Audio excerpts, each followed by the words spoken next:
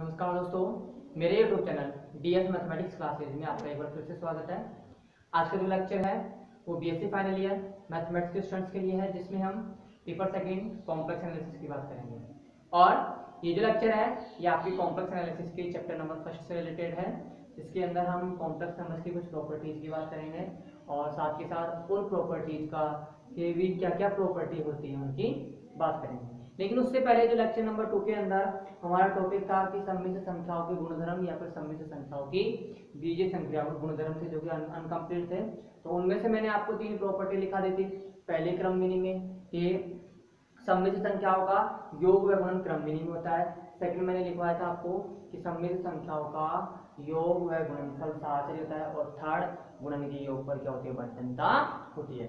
फिर उसके बाद आता है आपकी 4 प्रॉपर्टी और है। एक तो कौन सी है, योग का तत्समक अवयव का अस्तित्व, और फिर उसके बाद है योग के प्रतिलोम अवयव का अस्तित्व, और नेक्स्ट है उसके बाद गुणन के तत्समक अवयव का अस्तित्व और गुणन के प्रतिलोम अवयव का अस्तित्व। ठीक भाई, तो देखिए आपको 3 प्रॉपर्टी मैंने पहले ही लिखा दी थी। कौन कौन सी, कि सम्मिश्र संख्याओं का योग, सम्मिश्र संख्याओं का योग, सम्मिश्र संख्याओं का योग व गुणन, सम्मिश्र संख्याओं का योग व गुणन किसका पालन करता है, योग व गुणन सबसे पहले ये पालन करता है क्रमविधि में गुणधर्म का। ठीक भाई, सम्मिश्र संख्याओं का योग व गुणनफल क्रमविधि में गुणधर्म का पालन करता है। सेकंड मैंने लिखाया था आपको कि सम्मिश्र संख्याओं का योग व साहचर्य। ठीक भाई, सेकंड मैंने लिखा था सम्मिश्र संख्याओं का योग व साहचर्य, योग व गुणन साहचर्य गुणधर्म का पालन करता है। ठीक भाई, सम्मिश्र संख्याओं का योग व गुणन साहचर्य गुणधर्म का पालन करता है। फिर थर्ड है गुणन की योग पर बंटनता।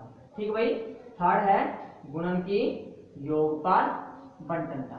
ठीक भाई, गुणन की योग पर बंटनता, जिसमें मैंने आपको लिखाया था कि Z1 into Z2 plus Z3 बराबर Z1 into Z2 plus Z1 into Z3। ठीक है, और ये भी लिखाया था मैंने कि Z2 plus Z3 into Z1 बराबर Z2 into Z1 plus Z3 into Z1। तो भाई, तो ये मैंने आपको 3 रूल आपको लास्ट लेक्चर के अंदर लिखा दिए थे। ठीक है, तो जिनका समरी मैंने आपको लिख दिया। अब उसके बाद आपका चौथा है योग के तत्समक अवयव का अस्तित्व। ठीक भाई, तो उसके अकॉर्डिंग आप क्या कह सकते हो कि किसी भी सम्मिश्र संख्या में अगर 0 कॉम्प्लेक्स नंबर ऐड किया जाए। ठीक भाई, किसी भी सम्मिश्र संख्या में अगर हम 0 कॉम्प्लेक्स नंबर को ऐड करें तो वो किसके बराबर होता है, वो अगेन उसी सम्मिश्र संख्या के बराबर होता है। ठीक भाई, और एक बात और आपको पता है कि सम्मिश्र संख्याओं का योग किसका पालन करता है, क्रमविधि में गुणधर्म का पालन करता है। तो आप क्या कह सकते हो, z प्लस 0 किसके बराबर होगा, 0 प्लस z। ठीक भाई, z प्लस 0 किसके बराबर होगा, 0 प्लस z के। तो आप लिख सकते हो z प्लस 0 बराबर z बराबर 0 प्लस z। और ये कौन सी प्रॉपर्टी हो गई, योग के तत्समक अवयव का अस्तित्व। ठीक भाई, ये कौन सी प्रॉपर्टी हो गई, योग के तत्समक अवयव का अस्तित्व। फिर उसके बाद आता है आपकी नेक्स्ट प्रॉपर्टी। ये तो था कि किसी भी सम्मिश्र संख्या में ऐसी कौन सा कॉम्प्लेक्स नंबर ऐड करें कि अगेन आपको वो फर्स्ट वाली सम्मिश्र संख्या मिल जाए। ठीक भाई, फर्स्ट कॉम्प्लेक्स नंबर मिल जाए। तो हमें कौन सी ऐड करनी है, हमें 0 कॉम्प्लेक्स नंबर ऐड करना है। इस 0 का मीनिंग क्या है, इस 0 का मीनिंग है 0 प्लस आयोटा 0। ठीक भाई, शून्य सम्मिश्र संख्या कौन सी होगी, 0 बराबर 0 प्लस आयोटा 0। ठीक भाई, मतलब वह सम्मिश्र संख्या जिसका रियल पार्ट और इमेजिनरी पार्ट दोनों एक शून्य हो, कौन सी सम्मिश्र संख्या कहलाती है, शून्य सम्मिश्र संख्या कहलाती है। ठीक भाई, अब नेक्स्ट प्रॉपर्टी देखो, प्रॉपर्टी नंबर 5। किसी भी सम्मिश्र संख्या में अगर उस सम्मिश्र संख्या का ऋणात्मक पार्ट जोड़ा जाए, कहने का मतलब है अगर किसी सम्मिश्र संख्या z में उसका ऋणात्मक पार्ट -z जोड़ा जाए तो हमेशा कौन से कॉम्प्लेक्स नंबर मिलेगा, हमेशा आपको 0 कॉम्प्लेक्स नंबर मिलेगा। ठीक भाई, हमेशा कौन सा कॉम्प्लेक्स नंबर मिलेगा, 0, क्योंकि आप जानते होगा क्या संख्याओं के समुच्चय में अगर आपने कोई भी एलिमेंट लिया या कोई भी नंबर दिया है तो अगेन उस नंबर का नेगेटिव अगर आप उसके साथ जोड़ते हो तो आपको हमेशा क्या मिलता है, 0 मिलता है। तो बस वही ही कंसेप्ट आपको यहाँ पर अप्लाई करना है कॉम्प्लेक्स नंबर्स के लिए, कि अगर कोई कॉम्प्लेक्स नंबर z है और माइनस z उसका नेगेटिव है तो z प्लस माइनस z किसके बराबर होगा, 0 कॉम्प्लेक्स नंबर के बराबर होगा। ठीक भाई, तो ये प्रॉपर्टी कहलाती है आपके योग के प्रतिलोम अवयव का अस्तित्व। ठीक भाई, कौन सी प्रॉपर्टी कहलाती है, योग के प्रतिलोम अवयव का अस्तित्व। ठीक है, योग के प्रतिलोम अवयव का अस्तित्व, योग के प्रतिलोम अवयव का अस्तित्व। ठीक है, अब उसके बाद आता है नेक्स्ट योग, नेक्स्ट आता है गुणन के तत्सम अवयव का अस्तित्व। ठीक भाई, आपको अगर कोई संख्या दी गई है x, उस संख्या को मैं किससे मल्टीप्लाई करूँ, अगेन मुझे x मिल जाएगा। ठीक भाई, तो किससे मल्टीप्लाई करोगे आप, 1 से। ठीक भाई, तो वही कंसेप्ट आपको किस पर अप्लाई करना है, वही कंसेप्ट आपको अप्लाई करना है कॉम्प्लेक्स नंबर्स के सेट पर। ठीक भाई, या फिर कॉम्प्लेक्स नंबर्स पर।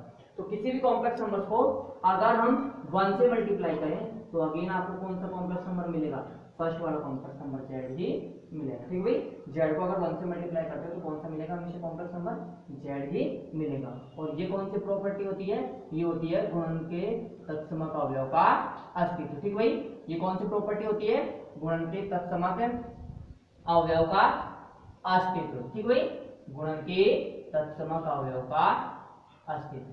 ठीक है, अब उसके बाद देखिए लास्ट प्रॉपर्टी आपकी कि किसी भी कॉम्प्लेक्स नंबर को मैं किस कॉम्प्लेक्स नंबर से मल्टीप्लाई करूं कि अगेन मुझे गुणन का आइडेंटिटी एलिमेंट मिल जाए 1। ठीक भाई, तो आप देखते हो कि अगर मैं कोई भी संख्या x लेता हूं तो उस संख्या x को मैं किससे मल्टीप्लाई करूं तो मुझे अगेन क्या मिल जाए, 1 मिल जाए। तो बताइए किससे मल्टीप्लाई करूंगा, तो देखो यहाँ पे x को मैंने मान के चलो मल्टीप्लाई किया b से, तो x को b से मल्टीप्लाई करने से क्या आ रहा है, मुझे 1 प्राप्त हो रहा है। तो b की वैल्यू क्या हो जाएगी, b की वैल्यू हो जाएगी 1/x। कहने का मतलब है x को अगर मैं 1/x से मल्टीप्लाई करूं तो हमेशा क्या मिलेगा, मुझे 1 ही मिलेगा। जहां पे ये x क्या है, जहां पे ये x एक नॉन जीरो नंबर है। ठीक भाई, जहां पे ये x क्या है, ये x एक नॉन जीरो नंबर है। ये बात ध्यान रख लेना कि आप जब भी उसका प्रतिलोम निकालोगे, गुणन प्रतिलोम निकालोगे किसी भी संख्या का, तो हमेशा संख्या को नॉन जीरो होना आवश्यक है। ठीक भाई, अगर संख्या नॉन जीरो नहीं है तो आप क्या कह सकते हो कि अगर संख्या नॉन जीरो नहीं है तो उसका मल्टीप्लिकेटिव इनवर्स एग्जिस्ट नहीं होगा, या फिर उसका मल्टीप्लिकेटिव इनवर्स कितना आएगा, उसका मल्टीप्लिकेटिव इनवर्स आएगा इंफिनिटी। ठीक भाई, अगर नंबर ही जीरो है तो मान के चलो x की वैल्यू जीरो है तो उसका इनवर्स क्या हो जाएगा, 1/0 बराबर इंफिनिटी हो जाएगा। ठीक भाई, तो ये बात आपको हमेशा ध्यान रखनी है कि आपको गुणन का मल्टीप्लिकेटिव इनवर्स कितने नंबर्स का निकालना है, आपको गुणन का मल्टीप्लिकेटिव इनवर्स आपको निकालना है नॉन जीरो नंबर्स का। ठीक भाई, तो किसी भी कॉम्प्लेक्स नंबर को अगर मैं 1/z से मल्टीप्लाई करूं तो हमेशा क्या आता है, हमेशा 1 ही आता है। ठीक भाई, हमेशा क्या आता है, 1 ही आता है। ठीक भाई, जहां पे ये z क्या है, जहां पे ये z non zero complex number है। ठीक भाई, z क्या है, नॉन जीरो कॉम्प्लेक्स नंबर है। और ये कौन सी प्रॉपर्टी है, गुणन के प्रतिलोम अवयव का अस्तित्व। ठीक भाई, कौन सी प्रॉपर्टी है ये है गुणन के प्रतिलोम अवयव का अस्तित्व। ठीक भाई, गुणन के प्रतिलोम अवयव का अस्तित्व। तो ये आपके सम्मिश्र संख्याओं गुणधर्म या सम्मिश्र संख्याओं की बीजीय संख्याओं के गुणधर्म होते हैं, जिनमें से मैंने 3 तो आपको लास्ट लेक्चर में लिखा दिए थे। आपको इस लेक्चर के अंदर जो भी है नोट में आपको ये नोट करना है। ठीक भाई, ये चारों प्रॉपर्टी आपको नोट करनी है। अब उसके पश्चात देखिए नेक्स्ट आपका टॉपिक आता है कंजुगेट कॉम्प्लेक्स नंबर या संयुग्मी सम्मिश्र संख्या। ठीक भाई, नेक्स्ट आपका जो टॉपिक है वो है आपका कौन सा, नेक्स्ट है संयुग्मी सम्मिश्र संख्या या कंजुगेट कॉम्प्लेक्स नंबर। ठीक भाई, संयुग्मी सम्मिश्र संख्या या कंजुगेट कॉम्प्लेक्स नंबर। ठीक भाई, या कंजुगेट कॉम्प्लेक्स नंबर। ठीक है, देखिए ये होता क्या है कंजुगेट कॉम्प्लेक्स नंबर। देखो भाई, आपने कोई भी कॉम्प्लेक्स नंबर लिया z बराबर x प्लस आयोटा। ठीक है, आपने कोई भी कॉम्प्लेक्स नंबर लिया, z बराबर x प्लस आयोटा वाई, जहाँ पे x और y क्या है, जहाँ पे x और y रियल नंबर है और आयोटा बराबर क्या है, अंडर रूट माइनस वन। ठीक भाई, आयोटा बराबर क्या है, अंडर रूट माइनस वन। ठीक, आप देखिए इसे कॉम्प्लेक्स नंबर z के संयुग्मी को हम किससे व्यक्त करते हैं, कॉम्प्लेक्स नंबर z के संयुग्मी को हम व्यक्त करते हैं z बार से। ठीक भाई, किससे व्यक्त करते हैं, इसके संयुग्मी को z बार से व्यक्त करते हैं, और उसके संयुग्मी को डिफाइन किस प्रकार से करते हैं कि z बार बराबर x प्लस आयोटा y का बार बराबर x माइनस आयोटा y। ठीक भाई, ठीक भाई, z बार बराबर x प्लस आयोटा y का बार बराबर x माइनस आयोटा y। जहाँ पे आपको जब भी किसी कॉम्प्लेक्स नंबर्स का आपको कंजूगेट निकालना तो करना क्या होगा, आपको उस कॉम्प्लेक्स नंबर्स के जो इमेजिनरी पार्ट है उसका साइन चेंज कर देना है। अगर आप उसके इमेजिनरी पार्ट का साइन चेंज करते तो आपको नया जो कॉम्प्लेक्स नंबर मिलेगा वो क्या मिलेगा, वो कंजूगेट कॉम्प्लेक्स नंबर मिलेगा। ठीक है भाई, अब दोनों में डिफरेंस देख लो, z बराबर x प्लस आयोटा y है, z बराबर x माइनस आयोटा y है। डिफरेंस क्या है कि आपने इस कॉम्प्लेक्स नंबर्स के इमेजिनरी पार्ट का क्या कर दिया, साइन चेंज कर दिया, यहाँ पे प्लस है तो यहाँ पे माइनस हो गया।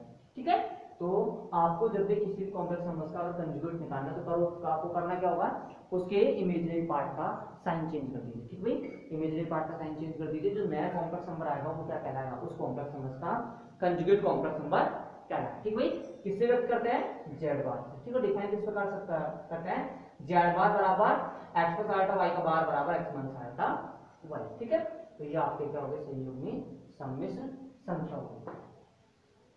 देखो माना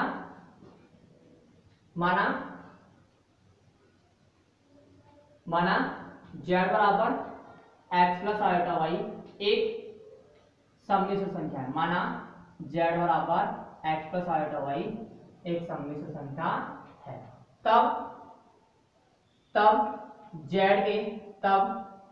के संयुग्मी को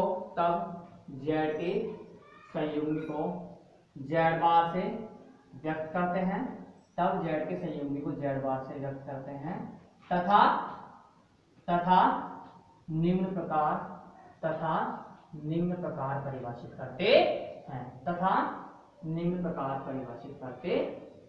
ठीक है भाई, तथा निम्न प्रकार परिभाषित करते हैं। तो देखिए किस प्रकार से करते हैं परिभाषित, अर्थात z बार बराबर x प्लस आयोटा y का बार बराबर x माइनस आयोटा y। ठीक है, z बार बराबर x प्लस आयोटा y का बार बराबर x माइनस आयोटा y। ठीक है भाई, जहाँ पे x और y क्या है, जहाँ पे x और y रियल नंबर्स हैं और आयोटा बराबर क्या है, अंडर रूट माइनस वन। ठीक है, तो ये आपका कंजुगेट कॉम्प्लेक्स नंबर हो गया। अब उसके पश्चात देखिए इसकी प्रॉपर्टी। ठीक भाई, उसके पश्चात सम्मिश्र संख्याओं, संयुग्मी सम्मिश्र संख्याओं के गुणधर्म। ठीक भाई, इनकी प्रॉपर्टीज देखिए। नेक्स्ट है गुणधर्म। ठीक है, इसके गुणधर्म नेक्स्ट है।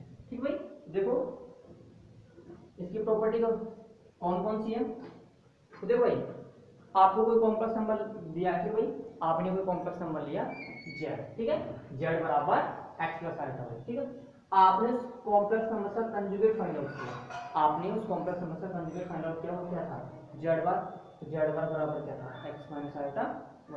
कहने का मतलब आपने किया क्या है, आपने उस कॉम्प्लेक्स नंबर के इमेजिनरी पार्ट का क्या कर दिया, साइन चेंज कर दिया। अगर यहाँ प्लस है तो यहाँ क्या आ गया माइनस, और यहाँ माइनस तो यहाँ क्या आएगा प्लस। ठीक है, अब अगेन आपने z बार का भी क्या लिया, कंजुगेट। आप अगेन z बार का कंजुगेट लेते हैं तो देखते हैं आप कि यहाँ पे इसके इमेजिनरी पार्ट का साइन चेंज हो जाएगा, यहाँ माइनस का क्या हो जाएगा, प्लस हो जाएगा। ठीक है, और वो अगेन वो किसके बराबर है, वो कॉम्प्लेक्स नंबर z के बराबर आ रहा है।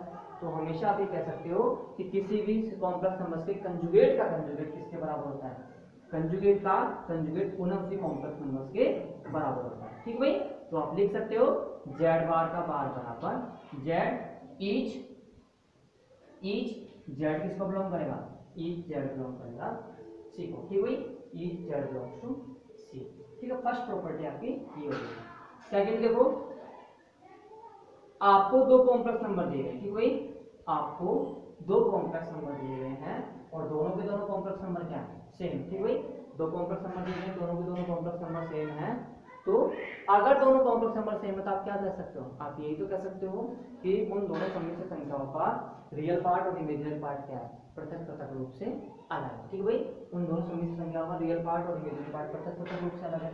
पृथक पृथक रूप से अलग है तो दैट मीन्स आप क्या कह सकते हो कि उनका संयोग में भी क्या होगा, उनके संयोग में भी पृथक पृथक रूप से समान होंगे, या फिर जो उनका उन कॉम्प्लेक्स नंबर का जो कंजुगेट होगा वो भी क्या होगा, समान होगा।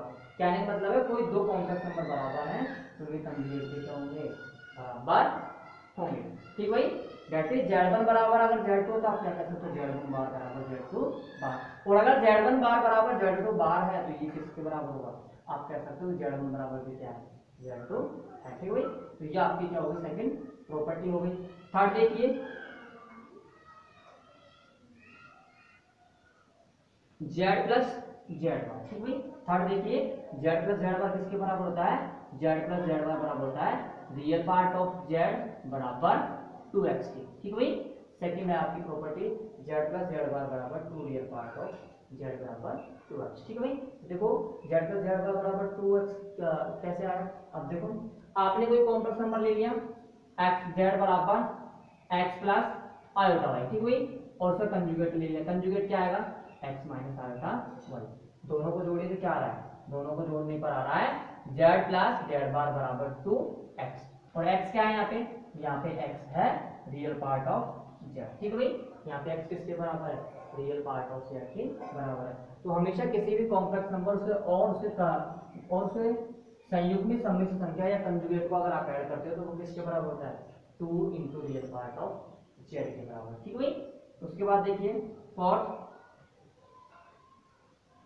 z माइनस z बार बराबर z माइनस z बार बराबर 2 iota imaginary part of z। ठीक भाई, z माइनस z बार बराबर 2 iota imaginary part of z बराबर 2 आयोटा 1। ठीक है भाई, कहने का मतलब है किसी भी कॉम्प्लेक्स नंबर में से उसके कंजुगेट कॉम्प्लेक्स नंबर को अगर डिफरेंस लिया जाए तो वो किसके बराबर होगा, वो होगा 2 iota imaginary part of z के या फिर 2 आयोटा y के। ठीक भाई, किसके बराबर होगा, 2 आयोटा y के। आप देख लीजिए z बराबर अगर x प्लस आयोटा y है तो z बार बराबर क्या होगा, x माइनस आयोटा y। ठीक है, इसमें से इसको डिफरेंस कीजिए, z माइनस z बार बराबर क्या हो जाएगा, 2 आयोटा y, और y क्या है, y है आपका इमेजिनरी पार्ट ऑफ z। ठीक भाई, y क्या है, imaginary part of z, z minus z बार बराबर होगा 2 iota into imaginary part of z या 2 आयोटा y। ठीक है, तो ये आपका फोर्थ प्रॉपर्टी होगी। फिफ्थ देखिए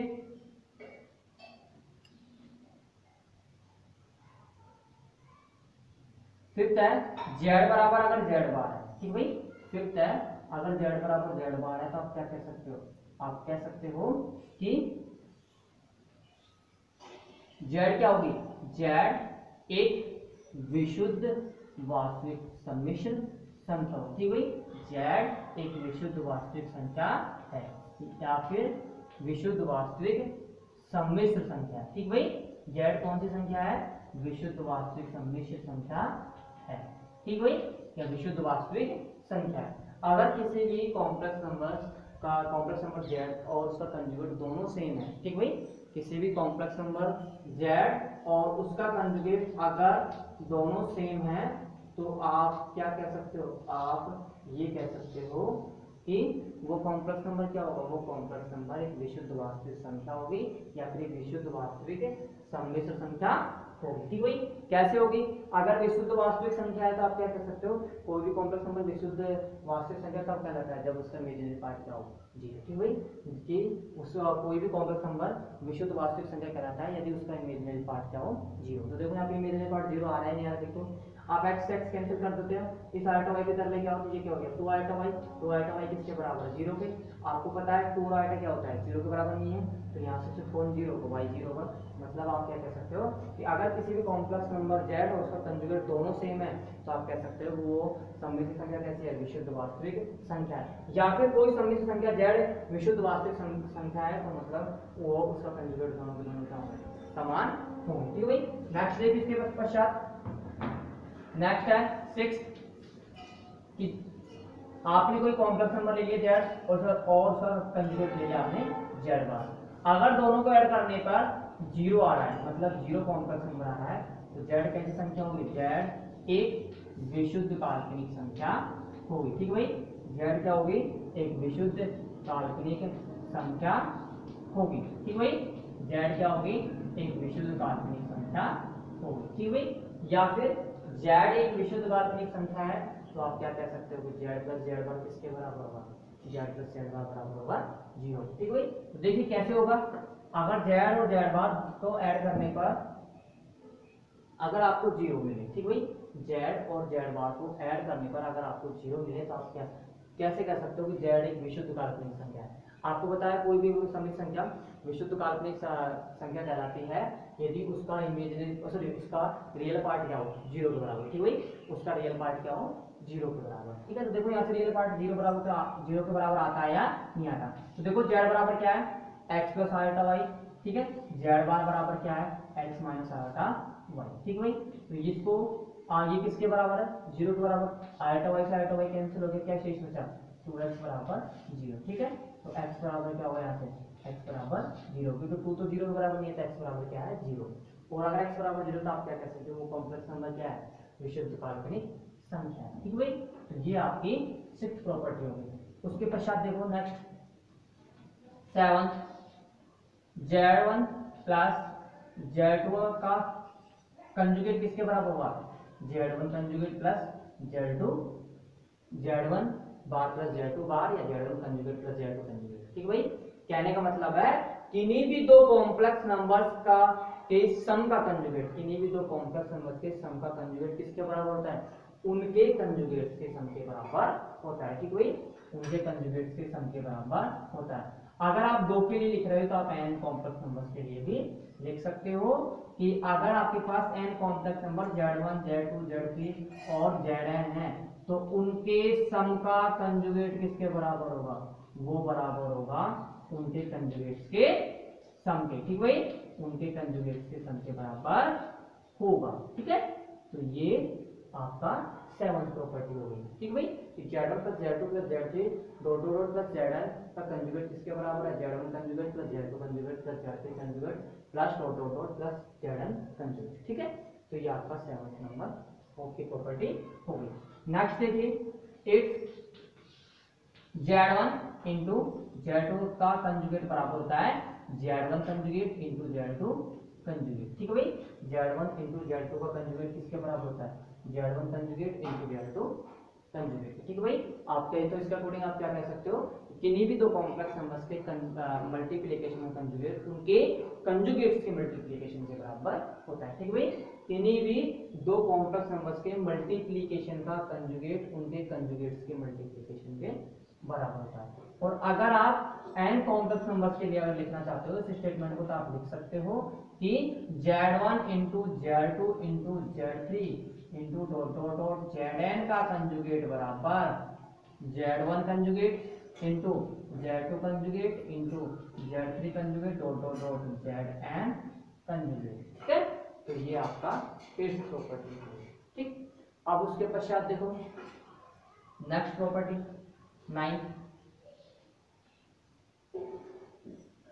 z1 अपॉन z2 का कंजुगेट किसके बराबर होता है? z1 अपॉन z2 का कंजुगेट बराबर होता है z1 conjugate upon z2 conjugate. ठीक है भाई, z1 conjugate upon z2 conjugate के बराबर। ठीक है भाई, जहाँ पे z2 क्या है? जहाँ पे z2 एक नॉन जीरो कॉम्प्लेक्स नंबर। ठीक है भाई, जहाँ पे z2 क्या है? एक नॉन जीरो कॉम्प्लेक्स नंबर है। ठीक है, तो ये आपकी क्या 9th प्रॉपर्टी हो गई। उसके पश्चात देखिए नेक्स्ट प्रॉपर्टी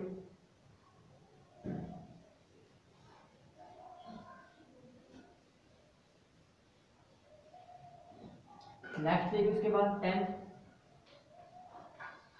अगर किसी भी कॉम्प्लेक्स नंबर को अगर आप किसी भी कॉम्प्लेक्स नंबर को उसके कंजुगेट से मल्टीप्लाई करते हो। ठीक भाई, किसी भी कॉम्प्लेक्स नंबर को उसके कंजुगेट से अगर आप मल्टीप्लाई करते हो तो हमेशा क्या मिलता है? आपको उस संख्या का उस कॉम्प्लेक्स नंबर का मॉडुलस का क्या मिलेगा? वर्ग मिलेगा। ठीक भाई, आपको हमेशा क्या मिलेगा? उस कॉम्प्लेक्स नंबर z के मॉडुलस का वर्ग। ठीक है भाई, तो किसी भी कॉम्प्लेक्स नंबर को उसके आप कंजुगेट से मल्टीप्लाई करोगे तो हमेशा उस संख्या के मॉडुलस का क्या मिलेगा, वर्ग मिलेगा। ठीक भाई, और उसके मॉडुलस का वर्ग मिलेगा तो आप इसको इस बार लिख सकते, इस प्रकार लिख सकते हो कि z इंटू जेड बार बराबर क्या है, मोड जेड का स्क्वायर। ठीक है भाई, z इंटू जेड बार बराबर मोड जेड का स्क्वायर है, तो आप क्या कह सकते हो, इस z को क्या मान सकते हो, इस z को मान लीजिए z बार का भी बार। ठीक भाई, इस z को आप z बार का बार मान लो तो देखिए कि ये क्या होगा, z बार का स्क्वायर। ठीक भाई, मोड z बार बार का क्या हो गया, ये स्क्वायर हो गया। ठीक है भाई, तो z इंटू जेड बार तो किसके बराबर है, मोड जेड स्क्वायर के। ठीक है, अगर आप इसको इस प्रकार लिखना चाहते हैं तो आप क्या, आपको क्या करना होगा, इस z को मानना होगा z बार का बार। ठीक है भाई, इस z को आपको मानना होगा z बार का बार।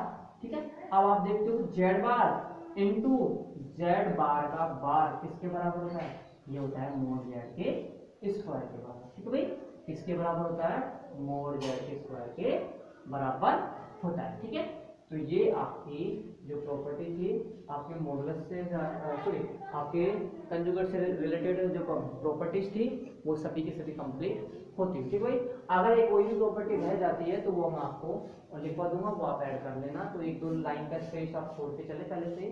ठीक भाई, अब उसके पश्चात नेक्स्ट टॉपिक आता है आपका क्या, नेक्स्ट आता है आपका मॉडुलस। ठीक भाई, नेक्स्ट आता है आपका टॉपिक मॉडुलस। तो देखिए मॉडुलस होता क्या है, मॉडुलस देखिए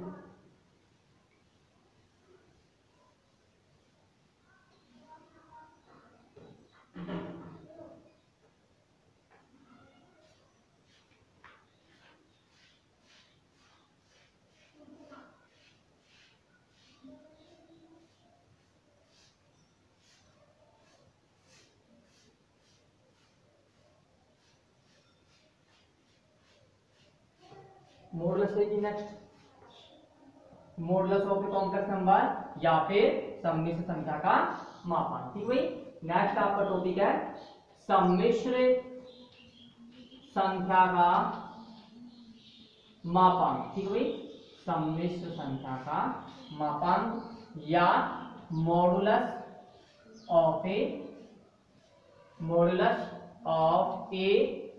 कॉम्प्लेक्स नंबर। ठीक भाई, modulus of a complex number. ठीक है, देखिए modulus of a complex number, देखो मॉडुलस क्या होता है किसी कॉम्प्लेक्स नंबर का, आपने कोई भी कॉम्प्लेक्स नंबर लिया z बराबर x प्लस आइटा y। ठीक भाई, जहाँ पे x और y क्या है, रियल नंबर है और आइटा बराबर क्या है, अंडर रूट माइनस 1। ठीक भाई, आइटा क्या है, अंडर रूट माइनस 1। अब देखिए आपने कॉम्प्लेक्स नंबर z ले लिया x प्लस आइटा y, जहाँ पे x और y क्या है, जहाँ पे x और y रियल नंबर है और आइटा बराबर क्या है, अंडर रूट माइनस 1। ठीक भाई, तो ये आपने कॉम्प्लेक्स नंबर लिया। देखो इस कॉम्प्लेक्स नंबर्स के मॉडुलस को आप किससे व्यक्त करोगे, इसके मॉडुलस को व्यक्त करोगे मॉड z से। ठीक भाई, इसके मॉडुलस को आप किससे व्यक्त करोगे, इसके मॉडुलस को व्यक्त करोगे आप मॉड z से। और डिफाइन किस प्रकार से करते हैं इसको, कि मॉड z बराबर under root X square plus Y square. कहने का मतलब है मॉड z की वैल्यू कितनी होगी, under root X square plus Y square. ठीक भाई, जहाँ पे x क्या है, जहाँ पे x है इस कॉम्प्लेक्स नंबर z का रियल पार्ट। ठीक भाई, x क्या है, इस कॉम्प्लेक्स नंबर z की रियल पार्ट। ठीक भाई, x क्या है, इस कॉम्प्लेक्स नंबर z का रियल पार्ट, और y क्या है, इस कॉम्प्लेक्स नंबर के इमेजिनरी पार्ट ऑफ z के बराबर है। ठीक है भाई, तो आप इसको इस प्रकार भी लिख सकते हो कि मॉड z बराबर under root X square plus Y square बराबर modulus of sorry under root of real part of z का square plus imaginary part of z का स्क्वायर। ठीक है भाई, तो ये इस प्रकार क्या होगा, इस कॉम्प्लेक्स नंबर का मॉडुलस हो गया। ठीक भाई, ये क्या हो गया, इस कॉम्प्लेक्स नंबर का मॉडुलस हो गया। अब देखो कॉम्प्लेक्स नंबर्स के निरूपण के भी कई प्रकार हैं, कॉम्प्लेक्स नंबर्स के निरूपण के भी कई प्रकार है, जो कि मैं आपको बताऊंगा कि कौन कौन से निरूपण है। ठीक भाई, कि कॉम्प्लेक्स नंबर्स को आप ज्यामिति के तौर पे किस प्रकार से दिखा सकते हो। कहने का मतलब है कि जो कॉम्प्लेक्स नंबर्स को आप समतल में किस प्रकार से दिखा सकते हो, किसी और रूप में किस प्रकार से दिखा सकते हो, तो मैं आपको बता दूंगा कि सम्मिश्र संख्याओं का ज्यामितीय निरूपण क्या होगा। ये टॉपिक भी हम पढ़ेंगे लेकिन बाद में पढ़ेंगे। तो देखो यहाँ पे आप z बराबर x प्लस आइटा y है, इस z बराबर x प्लस आइटा y को आप ऐसे भी लिख सकते हो, ऑर्डर्ड पेयर x, वाई। ठीक है भाई, इसको जेड बराबर इस जेड बराबर x प्लस आल्फा वाई का कॉम्प्लेक्स नंबर है। इस कॉम्प्लेक्स नंबर को आप ऑर्डर्ड पेयर के रूप में लिख सकते हो, जहां पे ये ऑर्डर्ड पेयर क्या शो करता है, ये ऑर्डर्ड पेयर शो करता है क्या, एक बिंदु को। ठीक है भाई, ऑर्डर्ड पेयर क्या क्या शो करता है, एक बिंदु को शो करता है, जो कि किसमें शो करता है, 2D में एक बिंदु को शो करता है। कहने का मतलब है कि यहाँ पे कॉम्प्लेक्स नंबर है z, जिसका 2D में निरूपण क्या है, एक पॉइंट P आया, जिसका x निर्देशांक तो स्मॉल x है और जिसका y निर्देशांक है स्मॉल y।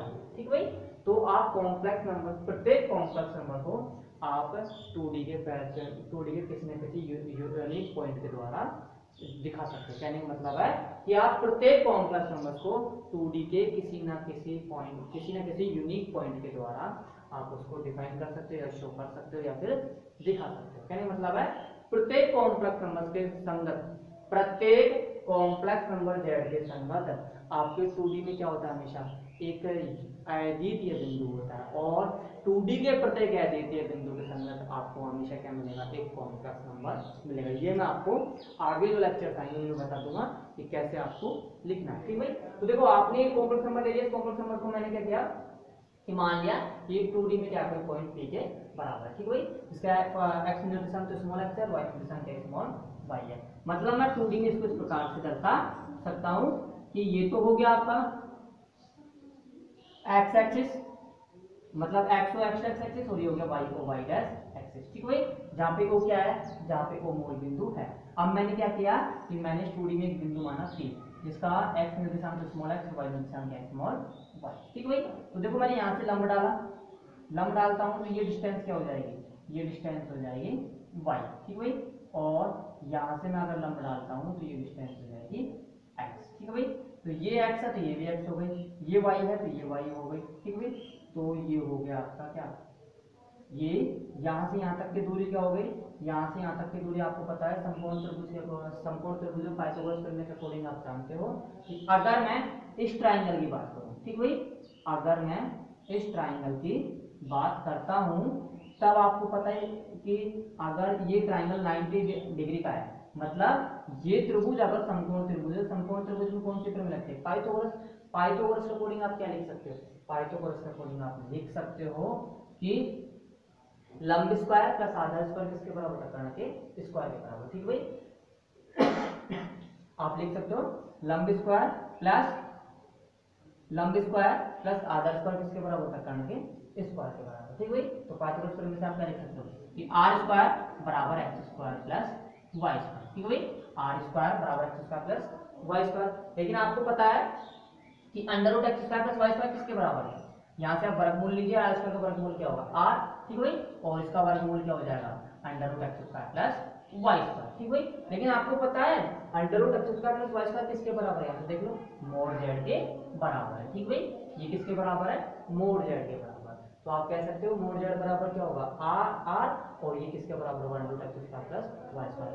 कहने का मीनिंग है कि किसी भी कॉम्प्लेक्स नंबर का मॉडुलस, किसी भी कॉम्प्लेक्स नंबर z का मॉडुलस किसके बराबर होता है, उस कॉम्प्लेक्स नंबर का मॉडुलस है उसकी मूल बिंदु से दूरी के बराबर होता है। मतलब किसी भी कॉम्प्लेक्स नंबर z का मॉडुलस उसकी मूल बिंदु से दूरी के बराबर होता है। ठीक भाई, उसकी मूल बिंदु से दूरी के बराबर होता है। तो ये जो टॉपिक है, ये जो मॉडुलस है, कॉम्प्लेक्स डेफिनेशन है, ये मैं आपको नेक्स्ट लेक्चर के अंदर बताऊंगा। उसके कुछ प्रॉपर्टीज है उनको बताऊंगा, और आर्गुमेंट का भी एक टॉपिक आपके पास इंपॉर्टेंट टॉपिक आएगा, कॉम्प्लेक्स नंबर्स का आर्गुमेंट ऑफ कॉम्प्लेक्स नंबर, ये सम्मिलित संख्या उठाना, उसकी भी बात हम नेक्स्ट लेक्चर में करेंगे। आज का जो लेक्चर है वो यहीं पे कंप्लीट होता हुआ, धन्यवाद।